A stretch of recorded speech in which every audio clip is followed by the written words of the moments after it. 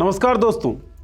दुनिया का दादा समझने वाले ट्रंप जो हैं, हाथ जोड़े जोड़े गुहार लगाए लगाए फिर रहे हैं दुनिया भर में। अलग अलग देशों से मदद मांग रहे हैं, लेकिन मदद है जो मिल ही नहीं रही। इनके ही देश के एक व्यक्ति हैं, एडवर्ड फिशमैन। उनका ये कहना है कि भाई जब मिलिट्री एक्शन लेने लगे थे ईरान के खिलाफ, तब तो किसी से कंसल्टेशन नहीं ली थी आपने। आप जब टैरिफ वॉर लड़ रहे थे, तब तो आपको याद नहीं आया था कि आपके अलाई पार्टनर कौन कौन से हैं। आपने तो सबके ऊपर लाद दिया था टैरिफ वॉर। अब मामला यह है कि 28 तारीख को इजराइल के साथ मिलकर अमेरिका ने ईरान के ऊपर हमला किया। इन लोगों को उम्मीद ये थी कि 2-3 दिन में ईरान को ख़त्म कर देंगे। खामनेई साहब जो सुप्रीम लीडर थे ईरान को, उनकी हत्या हुई। उसके बाद लगा होगा कि अब तो सरेंडर कर ही देगा देश, लेकिन सभ्यताएं जो है ना, वो बहुत जल्दी सरेंडर करती नहीं। और जिस लेवल का रिटेलिएशन ईरान ने किया, उसकी उम्मीद मुझे नहीं लगता कि ट्रंप साहब ने भी की होगी। इसीलिए तो ट्रंप साहब इस वक्त नगरी नगरी द्वारे द्वारे ढूंढू रहे सवरिया, ऐसा सवरिया जो उनकी मदद कर दे, उसके लिए ढूंढ रहे हैं, घूम रहे हैं, गुहार लगा रहे हैं और कह रहे हैं हम देखेंगे। चेतावनी दे रहे हैं, चेतावनी क्या, धमकी दे रहे हैं कि भाई नाटो का भविष्य जो है वो खतरे में होगा, बहुत बुरा होगा अगर नाटो के हमारे अलाई पार्टनर हमारे साथ नहीं आए। स्ट्रेट ऑफ हॉर्मुज पे वॉरशिप उन्होंने नहीं भेजा और स्कॉट नहीं किया। जो स्ट्रेट ऑफ हॉर्मुज से गुजरने वाले तेल के जहाज़ हैं, उनका स्कॉट नहीं किया, मदद नहीं की, तो मदद मांगने लगे हैं ट्रंप साहब। यही ट्रंप साहब चंद महीनों पहले दादागिरी दिखा रहे थे, कह रहे थे सब पे टैरिफ ठोक दूंगा। हम लोग तो ठुका भी 3% से फाइनली हम लोग 18% पर आए और उसको सेलिब्रेट करने लगे। खैर, हम लोग बड़े अतरंगे लोग हैं। हमारे देश में नेतन्याहू की पूजा हो रही थी, वो विजुअल्स आप देख भी रहे हैं, आपने पहले भी शायद ये देखी ही होगी। अब इसी देश में जब 2 जहाज़ स्ट्रेट ऑफ हॉर्मुज से आ गए वापस, तो कहा गया कि पॉपो ने जहाज़ मंगवा दिया। मोदी साहब की फिर तारीफें होने लगी, डंका बजने लगा फिर से विदेशों में। लेकिन ईरान के जो रिप्रेजेंटेटिव हैं हिंदुस्तान में, उन्होंने क्या कहा वो हम आपको बताएंगे। तो आज का जो पॉलिटिक्स शो है, उसमें बात करेंगे कि कैसे वक्त, हालात, जज्बात सब कुछ बदल गए ट्रंप साहब के। कैसे ट्रंप साहब की सनक ने पूरे विश्व को एक बहुत बड़े संकट में उड़ेल दिया है और कैसे उस संकट की घड़ी में भारत की जो सरकार है वो अब भी डाटा छुपा लेने की और इन्फॉर्मेशन छुपा लेने की कोशिशें कर रही है। उसे लगता है कि इन्फॉर्मेशन छुपा लो तो शायद जो इम्पैक्ट है वो कम हो जाएगा। लेकिन भाई, आप ज़मीन में सर गाड़ देंगे, इसका मतलब ये थोड़ी कि तूफान रुक जाएगा। तूफान तो आ ही रहा है और अलग अलग जगहों पे आप खुद भी इस तूफान को देख रहे होंगे। तो पॉलिटिक्स शो में इन्हीं सब चीज़ों पे करते हैं चर्चा। सबसे पहले बात दोस्तों डेटा की कर लेते हैं कि भाई कीमतें जो हैं वो कहाँ पहुँच गई हैं। ऑयल की कीमतें जो है ना, अलग अलग देशों में, जैसे आप ख़रीद रहे हैं LPG, पेट्रोल भरवा रहे हैं, डीजल भरवा रहे हैं, CNG आप ख़रीद रहे होंगे, PNG आपके घरों में आ रहा होगा पाइपलाइन के थ्रू, अगर गैस आ रहा है तो इनकी कीमतें तो आप लोग देते होंगे। वो कीमतें बढ़ी हैं, ये तो खैर आधिकारिक तौर पे बढ़ ही गई हैं। इमरजेंसी पावर्स जो हैं इन्वॉक करते हुए कहा गया कि भाई LPG का प्रोडक्शन जो है वो बढ़ाएं, जितनी भी रिफाइनरीज हैं। ये सब कुछ हो रहा है। विश्व में क्या है, ग्लोबल बेंचमार्क जो है वो ब्रेंट क्रूड ऑयल का है। ये ग्लोबल बेंचमार्क है कि ब्रेंट क्रूड की कीमतें जो है वो कितनी हैं। तो 27 फरवरी 28 को युद्ध शुरू हुआ। 27 को इजराइल में भारत के प्रधानमंत्री नरेंद्र मोदी थे। 28 को हमले शुरू होता है। 27 फरवरी को जब युद्ध शुरू नहीं हुआ था, उस वक्त ब्रेंट क्रूड की जो क्लोजिंग प्राइस थी 27 तारीख को, वो थी $72.48 प्रति बैरल। 27 तारीख की स्थिति है। अब युद्ध चल रहा है और आज की स्थिति ये है कि $105 प्रति बैरल पे ब्रेंट क्रूड की कीमत जो है वो पहुंच गई है। और कई जानकार लोग कह रहे हैं कि भाई $200 तक ये पहुंच सकता है। मतलब अनुमान लगाइए, अभी $105 पहुंचा है और कितना हाहाकार है। हमारे होटल्स अलग अलग राज्यों में जो हैं वो कराहने लगे हैं, ढाबे जो हैं वो बंद हो गए हैं। LPG के सिलेंडर जहां मिलते हैं वहां पे लाइनों में लगे खड़े लोग जो हैं वो लगातार दिख रहे हैं। ब्लैक मार्केटिंग जो है वो लगातार बढ़ रही है। अलग अलग मीडिया रिपोर्ट्स आप देखेंगे तो आपको पता पड़ेगा कि जो सिलेंडर जो है LPG का, वो 3,500, 3,000, 4,000, 4,500, 6,000 रुपए तक मिल रहा है। खैर, आपदा में अवसर ढूंढने की बात तो इसी देश के प्रधानमंत्री ने की थी, तो आपदा चल रही है, कुछ लोग अवसर ढूंढ रहे हैं। तो ये मैं कह रहा हूं $105 पे ये हाल है। मान लीजिए युद्ध लंबा खिंचे, जैसा कि ईरान कह भी रहा है। ईरान के विदेश मंत्री को आप सुनेंगे तो आपको लगेगा रिटेलिएशन जो है वो लोग कंटिन्यू रखेंगे, छोड़ेंगे नहीं। मतलब माफी मांगनी पड़ेगी ट्रंप को, शर्तें माननी पड़ेंगी ट्रंप को। अगर ऐसा होता है तब तो ठीक है, अदरवाइज ईरान पूरे रिटेलिएशन के मूड में है, और ईरान अगर पूरा रिटेलिएट करता रहेगा तो दिक्कत जो है वो बहुत ज़्यादा बढ़ने वाली है। तो हमने आपको 27 का क्लोजिंग प्राइस बताया ब्रेंट क्रूड का, जो कि था $72.48 प्रति बैरल, और आज की जो कीमत है वो है $105 प्रति बैरल। अच्छा, ये है ग्लोबल बेंचमार्क, और यूएस का जो बेंचमार्क है वो है WTI क्रूड। और WTI क्रूड की जो कीमत थी 27 फरवरी को युद्ध से पहले वो थी $67.02 प्रति बैरल। आज की तारीख में ये कितनी है? यह है $100 प्रति बैरल। इजाफा समझ रहे हैं आप क्या है? मतलब मारा मार जो है ना महंगाई के कारण जो हाहाकार है वो लगातार बढ़ रहा है। तो ऐसा नहीं है कि ट्रंप साहब जो हैं बड़े निश्चिंत होंगे, अपने ही देश में बहुत सारी दिक्कतें उनको हो रही होंगी, गैसोलीन की कीमतें बढ़ गई हैं, तो अपने देश में उनको पड़ रहा है पंगा, लोग पूछ रहे हैं सवाल, उनके पास नहीं बचा जवाब।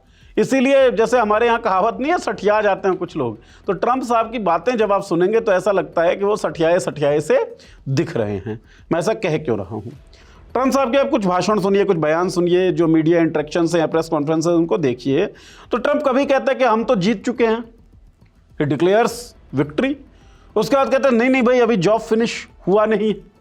फिर कहते हैं अभी हमने छोड़ दिया तो उनको 10 साल लग जाएंगे, हमने इतना बर्बाद कर दिया है, लेकिन अभी देखो अभी हम कह नहीं सकते कि हम जीत गए हैं, क्योंकि अभी और बर्बाद करना है। तो ये इनका जो अलबलापन है ना, ये गजब का हो चुका है। तो ये कब होता है? जब इंसान परेशान हो जाता है, जब इंसान को कोई सूरत नजर आती नहीं है। तो ट्रंप साहब की स्थिति फिलहाल ऐसी ही है। और ऐसी स्थिति में इंसान करता क्या है? सबसे बड़ा दादा दुनिया के बनते थे ट्रंप। क्या कहते थे ट्रंप? कि सब पे टैरिफ ठोक दूंगा, और ठोकते चले गए। और टैरिफ ठोकते हुए ट्रंप ने ये नहीं सोचा कि हमारा अलाई पार्टनर कौन है। और अब जब हालत हो ली है पतली, तब ट्रंप साहब मदद मांग रहे हैं। तो जवाब कैसा मिलेगा? जवाब वैसा ही मिलेगा जैसा आप लोग सोच सकते हैं कि भाई मान लो आपने मेरे ऊपर कभी हमला कर दिया जब सारी स्थितियां सामान्य थी। अब जब आप परेशानी में हैं, आपकी वजह से बाकी लोगों को दिक्कत हो रही है, आपको लग रहा है कि यार मैं तो परेशान हो गया हूं, मैं फंस गया हूं, मैंने जो सोचा वो हो नहीं पा रहा है, और आप मुझसे मदद मांगे, तो क्या मैं अपने पुराने दिनों को याद नहीं करूंगा? क्या वो देश ये नहीं सोचेंगे कि ट्रंप ने टैरिफ लगाते हुए तो ये नहीं सोचा कि हम उसके अलाई पार्टनर हैं, अब हम उसकी मदद क्यों करें, युद्ध में डायरेक्टली क्यों इन्वॉल्व हों? और ऐसा बाकी सारे देश जो हैं वो कर रहे हैं। इसलिए ट्रंप साहब और भी ज़्यादा झुंझला गए हैं। कहते हैं कि भाई नाटो के लिए बहुत ख़राब फ्यूचर होगा अगर नाटो के हमारे अलाई पार्टनर जो हैं सामने नहीं आते हैं, हमारा साथ नहीं देते हैं। अच्छा, अब तक कोई पॉजिटिव रिस्पॉन्स मिला हो ट्रंप साहब को, ऐसा नहीं दिखता है। किसी भी व्यक्ति ने सीधा कह दिया हो किसी देश ने कि ठीक है ट्रंप साहब हम आपके साथ हैं, हम अपना वॉरशिप भेज देंगे, ऐसा नहीं दिख रहा है। बाकी देशों ने कहा क्या क्या है वो आपको मैं बताता हूँ। तो अलग अलग देशों में यूनाइटेड किंगडम जो है उसके लिए तो ट्रंप साहब ने खुद ही कह दिया था कि does not want to come, वो आना नहीं चाहते हैं। कोई भी क्यों आना चाहेगा भाई, युद्ध तुमने छेड़ा है, हमला तुमने किया है, तो अब बीच में और देश क्यों घुसे इसमें? तो यूनाइटेड किंगडम की ये स्थिति है। फ्रांस कह रहा है कि भाई जब तक इस तरीके का हॉटेस्ट फेज में युद्ध चल रहा होगा तब तक हम इसमें शामिल नहीं होंगे, एक बार युद्ध रुकने दीजिए फिर देखते हैं। तो फ्रांस भी ट्रंप साहब को बहुत बड़ी खुशी दे रहा हो ऐसा नहीं है। जर्मनी की बात करें, जर्मनी ने सीधा कह दिया युद्ध में भाई कोई एक्टिव रोल हम प्ले नहीं करेंगे, तो जर्मनी भी ट्रंप साहब के साथ नहीं दिखता। जापान और ऑस्ट्रेलिया ने सीधे तौर पे कहा है भैया हमारी कोई प्लानिंग नहीं है वॉरशिप भेजने की, रायता तुम फैला और समेटे हम, ये सब हम नहीं करने वाले हैं। तो ऑस्ट्रेलिया और जापान ने सीधे तौर पे मना कर दिया कि वॉरशिप हम नहीं भेजेंगे। यही ट्रंप साहब चाहते हैं कि देश जो है वॉरशिप भेजें। नाटो के किसी भी देश ने, सदस्य देश जैसे 32 देश है नाटो में, किसी भी सदस्य देश ने पॉजिटिव रिस्पॉन्स नहीं दिया है ट्रंप को, मदद जो है वो नहीं की है। ट्रंप साहब क्या कह रहे थे? ट्रंप साहब कह रहे थे भाई कि मैं उम्मीद करता हूं कि China, France, Japan, south Korea, Britain और जो दूसरे देश हैं वो पार्टिसिपेट करेंगे और स्ट्रेट ऑफ हॉर्मुज जो है उसको सिक्योर करेंगे। एक और बात कह रहे हैं ट्रंप साहब कह रहे हैं हमारे पास तो बहुत तेल है, हमको दिक्कत नहीं है। जिन लोगों का तेल का सबसे ज्यादा आयात उस स्ट्रेट ऑफ हॉर्मुज से होता है वो लोग उसको सिक्योर करें, करना ही चाहिए उनको। मतलब आप समझ रहे हैं इसके पीछे क्या है? आप आग लगाइए और आप भाग जाइए। अब्बास ताबिश साहब का एक शेर ही मुझे याद आता है, आपको कौन तमाशाई समझता है यहाँ, आप तो आग लगाते हैं चले जाते हैं। लेकिन ट्रंप साहब की तमाशागिरी जो है, उनको तमाशाई समझने वाले लोगों की संख्या कम नहीं है। लोग समझते हैं ये तमाशेबाज है, लोग समझते हैं कि इस व्यक्ति को आग लगाना आता है, सुपर पावर अमेरिका का प्रेसिडेंट जो है वो देश विश्व के किसी कोने में आग लगा देता है, आग बुझाने की हिम्मत उसके अंदर है नहीं, रिस्क असेसमेंट वो कर नहीं पाता है और उसके बाद वो भाग जाता है। आग की लपटें जलाएंगी किसको? मानचित्र देखिए, अमेरिका कहां दूर पड़ा हुआ है और इधर पूरे खाड़ी के मुल्कों को उसने बर्बाद कर दिया। स्ट्रेट ऑफ हॉर्मुज से अमेरिका का कोई लेना देना खास नहीं है, मतलब बमुश्किल 1-2% इंपोर्ट करता होगा अमेरिका स्ट्रेट ऑफ हॉर्मुज से, बाकी के देश करते हैं। युद्ध किसने छेड़ा? अमेरिका ने छेड़ा। परेशान कौन हो रहे हैं? बाकी के देश। तो ये आग लगा देने की जो इच्छा है अमेरिका की, ये मुझे नहीं लगता कि विश्व भर के देशों ने अब सोचा है कि इसको हम चलते रहने देंगे। अब रिटेलिएशन होगा, क्योंकि ईरान जिस तरीके का प्रतिरोध दिखा रहा है वो प्रतिरोध बहुत ज़बरदस्त है। अच्छा, ट्रम्प साहब, मैं बात कर रहा था ना, सठियाया हुआ बयान वो देते रहते हैं, अलग अलग कुछ भी बोल रहे हैं। उसी में ट्रम्प साहब एक बात कह रहे थे कि भाई जो ईरान है वो चाहता है कि हम नेगोशिएट करें, ईरान बातचीत करना चाहता है। लेकिन ईरान के मंत्री का ये कहना है कि भाई बातचीत तो हम कर ही रहे थे, सारी मांगे तो हमने मान ही ली थी। परमाणु की बात थी तो हमारे सुप्रीम लीडर साहब जो हैं थे खामनेई साहब, उन्होंने तो फतवा जारी कर दिया था कि ईरान परमाणु बम नहीं बनाएगा। बातचीत के दौरान जब हम शर्तें मान चुके थे, उस दौरान अमेरिका ने हमला क्यों किया इजराइल के साथ मिलकर? इसका मतलब यह था कि नेगोशिएशन, आप जिन चीजों पे बात कर रहे थे, आपको दिक्कत थी कि भाई वेपन ऑफ मास डिस्ट्रक्शन है, परमाणु के कार्यक्रम चल रहे हैं ईरान के अंदर, हम मना कर रहे हैं, हमने आपकी शर्तें मान ली, तो आप छोड़ दीजिए, खत्म हो गई ना बात। इसी बारे में तो बात कर रहे थे, लेकिन अमेरिका ने उस दौरान हमला कर दिया। इसका मतलब क्या था? उद्देश्य आपका वो था ही नहीं जो आप दुनिया को अपेरेंटली बता रहे थे।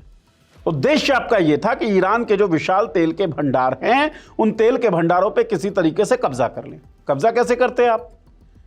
जब रिजीम आपका होता, जैसे पहले पहलवियों को बिठाया गया था, वैसे ही ट्रंप साहब ये चाह रहे थे, 1950 के दशक की बात करो, पहलवियों को जब बिठाया गया, ट्रंप साहब ये चाह रहे थे कि उनका कोई पपेट जो है वो ईरान चलाए। मतलब पूरे देश को आप कंट्रोल करना चाहते हैं। संप्रभुता, स्वतंत्रता, इसका कोई मोल ही नहीं है। इतने बड़े दादा हो गए आप।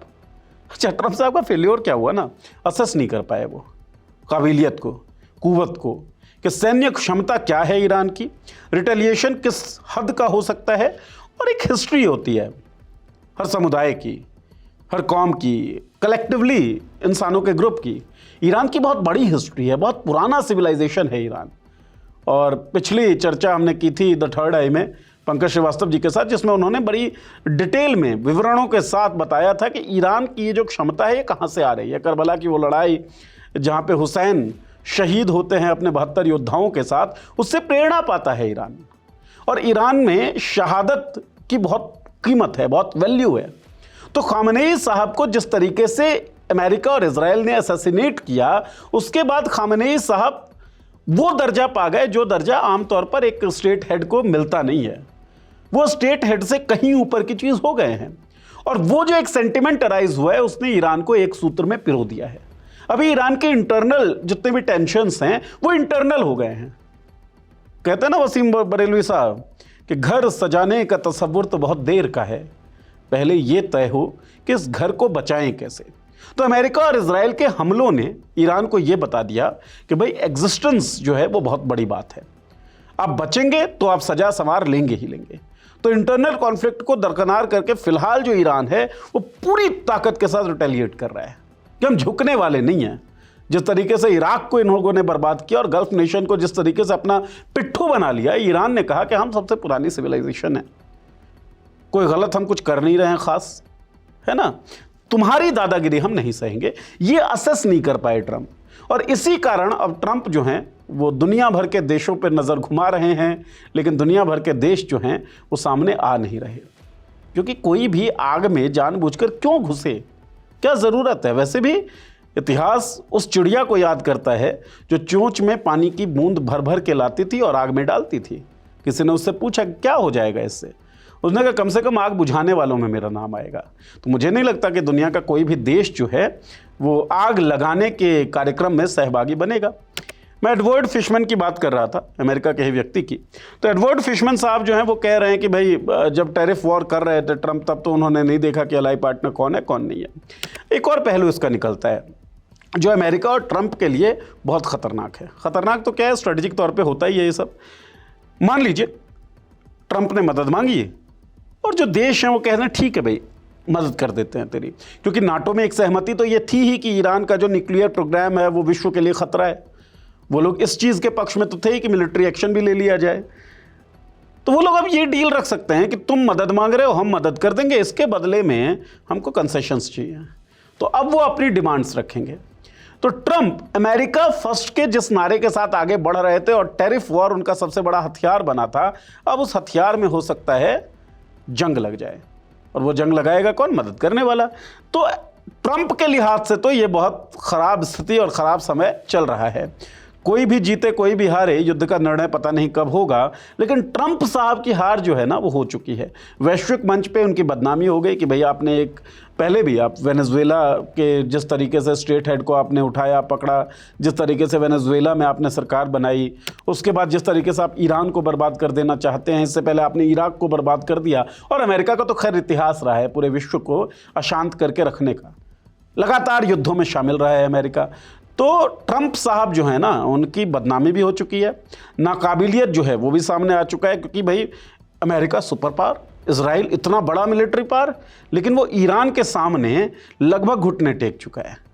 अब थोड़ा बढ़ते हैं आगे और बात कर लेते हैं अपने देश की। अपने देश में क्या चल रहा है?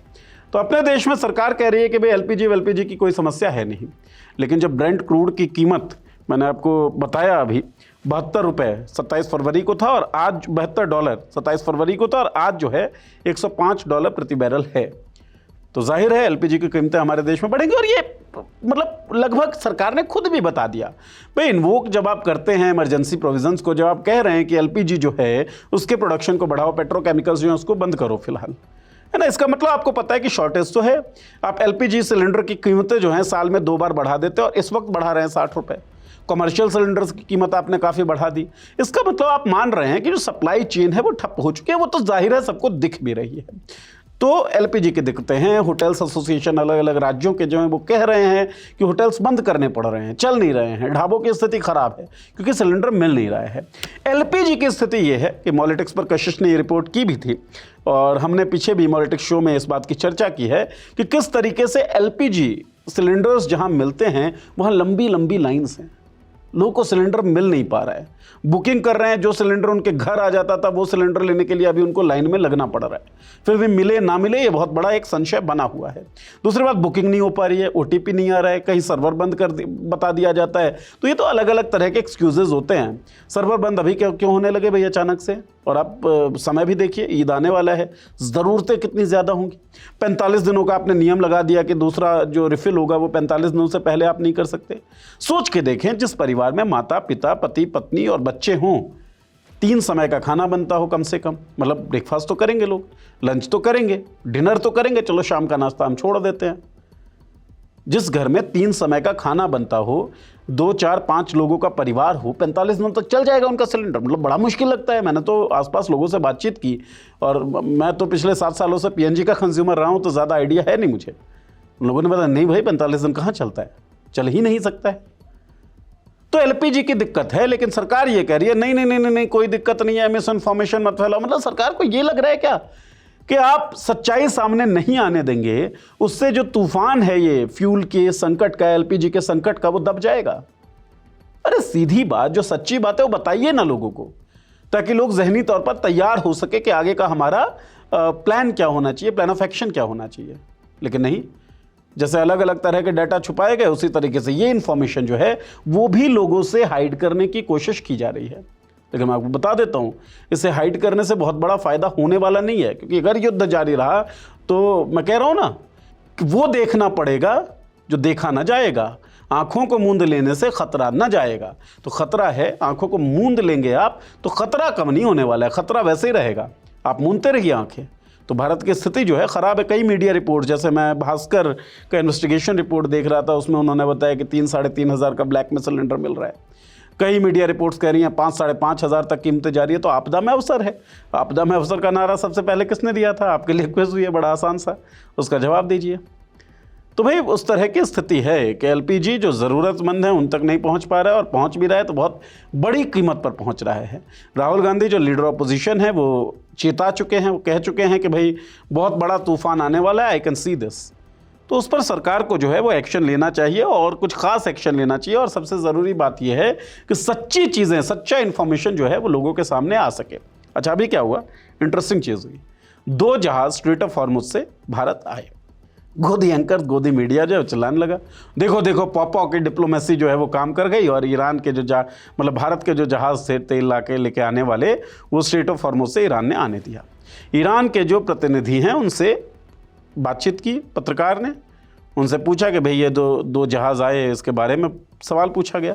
ईरान के प्रतिनिधि ने क्या कहा, करोड़ों भारतीय ऐसे हैं जो ईरान के पक्ष में हैं, जो युद्ध के खिलाफ हैं। उन लोगों को गैस और तेल की समस्या हो रही थी, ये हमने देखा। तो वो जो करोड़ों लोग हैं जो हमारे साथ हैं, हम नहीं, मतलब उसकी वजह से लगभग ये जहाज़ जो है वो आया है। मतलब आप समझ रहे हैं, जिनको आप देशद्रोही कहते रहे हैं, उनकी जो मानवीय उनका पक्ष है, उसके कारण से ये फैसला लिया गया हो, ये संभव है। और इसमें डिप्लोमेटिक काम भी हुआ हो, उससे भी मैं इनकार नहीं करता हूं। लेकिन आप समझिए, मानवीयता से बड़ी कोई चीज़ होती नहीं है। ईरान से जब तक हम तेल परचेज कर रहे थे, तब तक हमें सस्ती कीमत पे भी तेल मिल रहा था। ट्रांजिट कॉस्ट जो होता है वो भी हमको बहुत कम पड़ रहा था। तेल की क्वालिटी जो थी वो बहुत अच्छी थी। हमको जैसे प्रोपेन और ब्यूटेन मिलकर जब रिफाइन करते हैं क्रूड ऑयल को, तो प्रोपेन और ब्यूटेन निकलता है, जिसके मिक्सचर से एलपीजी बनती है। तो ये हमको ईरान से जो तेल मिल रहा था उससे सबसे बढ़िया तरीके से मिल रहा था। मतलब हमको फ़ायदा ही फ़ायदा था। कश्मीर का मुद्दा जब पाकिस्तान कोशिश करता रहा कि इसमें थर्ड पार्टी इंटरवेंशन करवाए, वो ईरान था जिसकी वजह से ये द्विपक्षीय रहा। ईरान ने नहीं दिया साथ पाकिस्तान का, मुस्लिम कंट्री है। तो भाई मित्रवत संबंध हमेशा से ईरान के साथ रहे। और छोड़ दीजिए मित्रवत संबंध को, हम अपने कैरेक्टर को देख लेते हैं, हिंदुस्तान के कैरेक्टर को।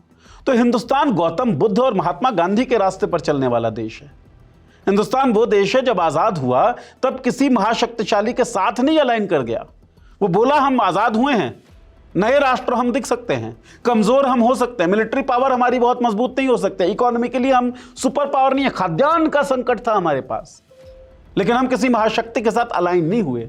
हमने कहा हम गुट निरपेक्ष रहेंगे, किसी के साथ नहीं रहेंगे, कमज़ोरों, ऑप्रेस्ड, पीड़ित तबका जो है उसके साथ खड़े रहेंगे, युद्ध के खिलाफ हम रहे। पूरे विश्व में सबसे अनुपम उदाहरण है हमारा स्वाधीनता संग्राम। बिना किसी हिंसा के अहिंसक आंदोलन के जरिए ये देश आजाद हुआ। ऑब्वियसली इसमें भगत सिंह, चंद्रशेखर आजाद, सुभाष चंद्र बोस जैसे जो क्रांतिकारी थे, उनके कद्र को, उनकी अहमियत को कोई कम नहीं कर रहा है। लेकिन मेजॉरिटी में हमारा जो आंदोलन था उसका नेतृत्व जो है महात्मा गांधी ने किया। और उसका प्रमुख औजार क्या था? प्रमुख औजार था अहिंसा और ना डरना, डरो मत। महात्मा गांधी का ये जो एक सिद्धांत था, जेल में डाल दोगे ना डाल दो, हम नहीं डर रहे। लेकिन फिलहाल हमारे फॉरेन पॉलिसी में क्या दिख रहा है? फॉरेन पॉलिसी में यह दिख रहा है कि 27 तारीख को हम इजराइल में होते हैं, 27 फरवरी को हमारे प्रधानमंत्री, 28 फरवरी अगले दिन इजराइल और अमेरिका जो ईरान पर हमला कर रहा है। क्या कर रहा था हमारा इंटेलिजेंस? क्या हमको पता नहीं रहा होगा? और नहीं पता रहा होगा तो बड़े नासमझ हैं हम लोग। तो हम हिंसा के साथ खड़े दिख गए वहां पे। तो डरने की बात आती है कि डरना नहीं चाहिए भाई, जेल में डाल दोगे जेल में डाल दो, हम तो आंदोलन करेंगे। स्वाधीनता संग्राम की हमारी सीख ये थी। यहां पर अमेरिका कह देता है कि वे तुम रशिया से तेल नहीं खरीदोगे, तुम्हारे ऊपर सैंक्शन लगा दूंगा। हम रशिया से तेल खरीदना खत्म कर देते हैं, कम कर देते हैं, बंद कर देते हैं।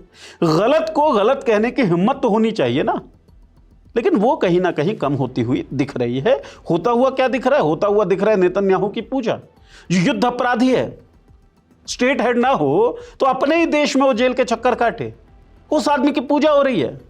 फिलिस्तीन में, गाजा में कितना उसने लगभग नरसंहार जैसा कुछ किया है, उस आदमी की हम पूजा कर रहे हैं। क्यों कर रहे हैं? क्योंकि हम रैशनैलिटी खो चुके हैं, अंधभक्त बन चुके हैं, बनाए जा चुके हैं, जो भी आप कह लें। गोदी मीडिया का जो पूरा प्रोपेगेंडा है वो इस प्रोसेस में, हमको अंधभक्त बनाने के प्रोसेस में अहम रोल पैदा करता है, निभाता है। और उस कारण से हम नेतन्याहू जैसे युद्ध अपराधी की पूजा करते हुए दिखते हैं। चलिए किसी छिटपुट, किसी छोटे शहर की छोटी सी घटना हो सकती है, लेकिन पूरी दुनिया दिखती है। सोशल मीडिया प्लेटफॉर्म्स जो हैं, इन्होंने सच में दरअसल विश्व को एक ग्लोबल गांव बना दिया है। अब तो AI के थ्रू आप देखिए ना, ईरान के लोगों का ट्वीट आता है या इजराइल के लोगों का ट्वीट आता है, उनकी अपनी भाषा में आराम से ट्रांसलेट होकर हम लोग देख सुन लेते हैं। वीडियो की लैंग्वेज इंस्टाग्राम पे, मैं हिंदी बोल रहा हूं लेकिन आप किसी भाषा में चाहेंगे सुन सकते हैं। तो ग्लोबल विलेज तो बनी गया है।